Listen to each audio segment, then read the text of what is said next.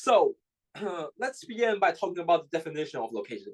Location is basically the geographical position of a business. Yes, just the literally meaning location is location. And some of the factors that can influence location decisions involve like quantitative or qualitative. Let's start with quantitative. So it's about the availability, suitability, and the cost of, for example, land. The city center is expensive but busier, whereas inexpensive land, but there are few people. Depends on whether you have a factory or a shop, whether they're suited for a purpose of your products. Because, for example, factories, you want to move to cheaper areas. And the population density doesn't really matter about. So it won't really cause the profit to rise or not based on the land. Yeah, and the land also, I mean, the labor also matters. So for cheap or high quality labor, for example, if the sector that operates in primary sector or tertiary, then find the country that has an advantage of sectors. For instance, you can get more specialized engineers in Germany, cheaper labor in India, and highly skilled labor is more available in well-educated areas like the US or the UK, but they're also going to be more expensive. It's basically like about the nature of business that you're operating in, what you want to produce, what your outcome, what your objective is. So basically, yeah.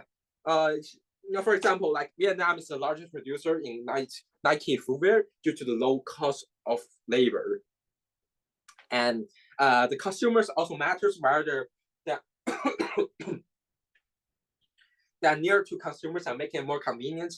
So there's low transportation costs between the delivery of goods and the consumer delivery at the end processes, and also raw materials. It's basically the same thing with the customers, just the transportation costs. So yeah.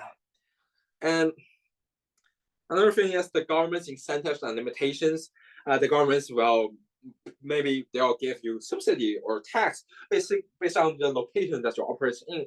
There can also be legal problems which are that you have to consider about the and the feasibility of e-commerce, whether you're suited or not suited to e-tailing. And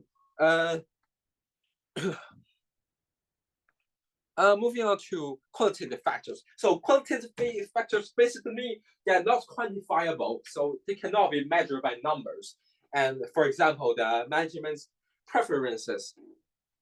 This is a funny one because it can be some various reasons like instincts. The manager will maybe feel the location will serve workers and local community better, or just personal reasons, like the Silicon Valley, where the Apple locates in the headquarters of Apple in Silicon Valley, just because Steve Jobs, the former CEO of Apple, I think he has a working experience or studying in that place, so that's why he chose that place. And for local knowledge, as business may locate in certain areas because they know that location and culture, making it less risky and effective for the business decision. Vice versa, if a business knows the local areas not suitable due to several cultural issues, and the business might not choose to delay or relocate there until they are familiar with the culture and come up with a solution. So basically, if you're China and you want to operate coffee, then you have to consider the China's tea culture, perhaps. So yeah, you may not really want to operate in there if you don't really have that much of cultural knowledge. And for infrastructures, so infrastructure is about the transportation networks, internet. If the transportation network are good, then this can lower the cost of, this is a form of external economies of scale provided by the country. So the business can get higher profit with the reduced cost. You just remember that, and it basically depends on whether the country is rich or not. Yeah. And political stability, you wouldn't want your business to operate in, let's say, Russia nowadays, due to the political instability, and you just want to make sure that there are no corruption. You don't want to pay extra things, and there's harmony and good system of law and order, and there's also stable exchange rate system. You don't want the profit you eventually receive to be there's inflation, so this kind of heavily affect the profit you receive eventually. And for government restrictions and regulations, you need to consider the local laws and regulations. And yeah, and so ethical issues, like noise pollution firms we move to remote areas, and the nuclear power plants to remove to remote areas because they want to affect as low as the population as possible. And yeah, this one's an interesting one. The comparison shopping, as you can see, the tour in Japan about the Kakibara, Tokyo. The Kasuri basically means that firms located near the business that cater for complementary or similar markets. Yeah, example include this examples are pretty much the boring ones. So let's talk about China. So China, so Huaqiangbei is in Guangdong. Yeah, mostly like located a bunch of electrical appliances, and there's just bunch of potential consumers. And if your products are competitive, you're better to locate in those areas. And so for let me just take a break. Sorry.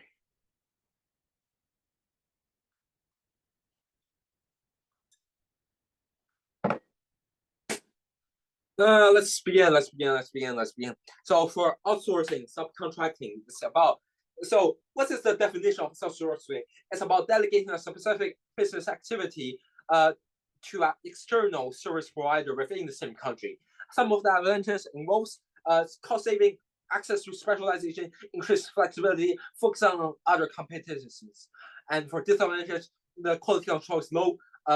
There's loss of control, there's data security issues, there's communication and cultural differences, which is not as important as the next one that I'm gonna talk about, because the next one is offshoring, is outsourcing outside the country. So the advantage will be there will be even lower labor costs if you're operating the business in, the external supplier is in a very low income country, so you don't really have to pay high wages and it can increase your profits. And there's specialization of labor that may not be available domestically, like German, about Switzerland watches.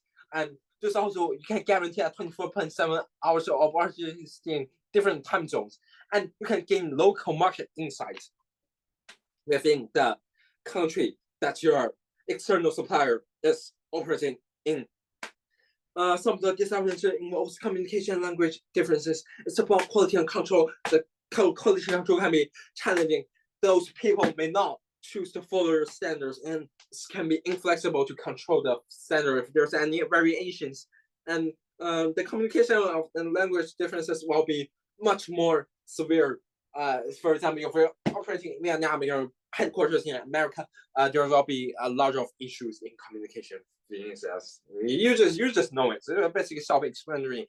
And there's sharing sensitive information, intellectual property, which is so because the country that you're operating in may, like, there's legal issues, you just cannot guarantee the security about the things that you wanna. There's other things as well. It also can cause domestic job losses. It's not very essential to business, but as a point of view of the government, it's quite essential, because you just don't want your employment rates to go down. But as business, we don't really care. So yeah. Moving on to insourcing. Insourcing is basically bringing back the outsource and do the task inside the business.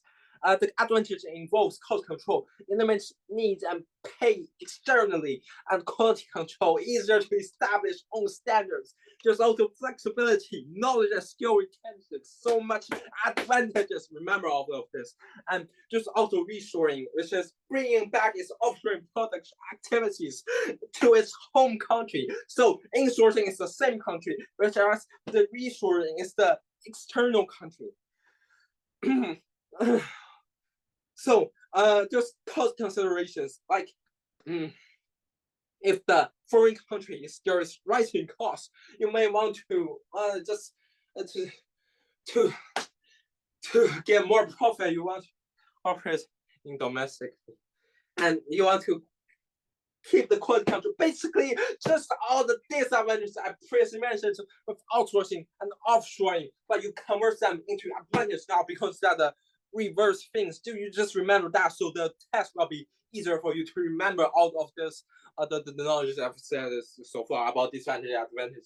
Make sure you know those things, and it's very efficient if you have two just controversial or just contradictory methods, and basically the advantages and disadvantages just the reverse of them of each other. And yeah,